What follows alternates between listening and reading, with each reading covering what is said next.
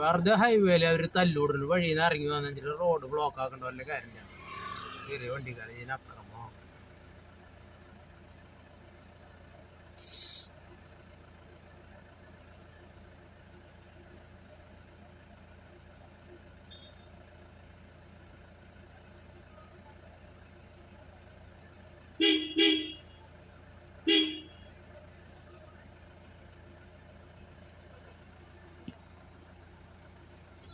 നീ ഇങ്ങോട്ട് പറഞ്ഞ ഒന്നും പറയാൻ പോകേണ്ട കാര്യമില്ല. നീ നാട്ടുകാരനല്ലാണ്ട് വെറുതെ നീ ഒന്നും സംസാരിക്കേണ്ട കാര്യമില്ല. അല്ല വണ്ടി വേക്കോട്ടാക്കി തന്നാൽ മതി. നമ്മള് കടന്നു നോക്കട്ടെ.